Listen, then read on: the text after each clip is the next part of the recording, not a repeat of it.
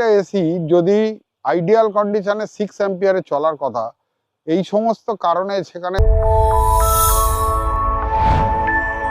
Direct emission হিসাবে AC থেকে কিভাবে গ্লোবাল ওয়ার্মিং হয়, ইনডাইরেক্ট এমিশন হিসাবে গ্লোবাল ওয়ার্মিং হয় যদি টেকনিশিয়ান নতুন মেশিন ইনস্টল করার সময় যে ইনডোরকে ভ্যাকুম করার দরকার হয়, সেই ইনডোর যদি ভ্যাকুম না করে কি হয়, সেই অবস্থায় যদি মেশিনকে ইনস্টল করে দেওয়া হয়, মেশিনকে রানিং করে দেওয়া হয়, আউটডোরের সমস্ত গ্যাস ছেড়ে দেওয়া হয়, কম্প্রেসারের অ্যাম্পিয়ারে বেড়ে যায়। Number 1 point. সেকেন্ড পয়েন্ট কি হয় না, সেকেন্ড পয়েন্ট হচ্ছে যে এসি যদি টাইমলি মেনটেন না করা হয়, মানে তাকে সার্ভিস না করা হয়, তাহলেও পাওয়ার কনজামশন বেড়ে যায়, মানে অ্যাম্পিয়ার বেড়ে যায়। অ্যাম্পিয়ার বেড়ে যাওয়া মানে কারেন্টের খরচ বেড়ে যায়।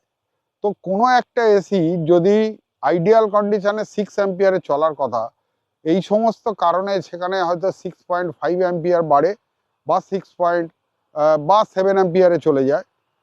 সেক্ষেত্রে যদি ঠিক টেকনিশিয়ানের এই ধরনের প্র্যাকটিসের ফলে বা কাস্টমারকে অ্যাওয়ারনেস না করার ফলে কী হয়, প্রতিনিয়ত একটা এরিয়াতে যদি আমার 10টা মেশিনে 0.5 থেকে 0.8 অ্যাম্পিয়ার বেড়ে যায়, সেই যে এক্সট্রা এনার্জি মানে ইলেকট্রিসিটি, সেটাকে রিকভার করার জন্য আমাদের যে পাওয়ার স্টেশন আছে, মানে ইলেকট্রিক্যাল পাওয়ার স্টেশন আছে, সেখানে কয়লাকে বেশি পোড়াতে হচ্ছে।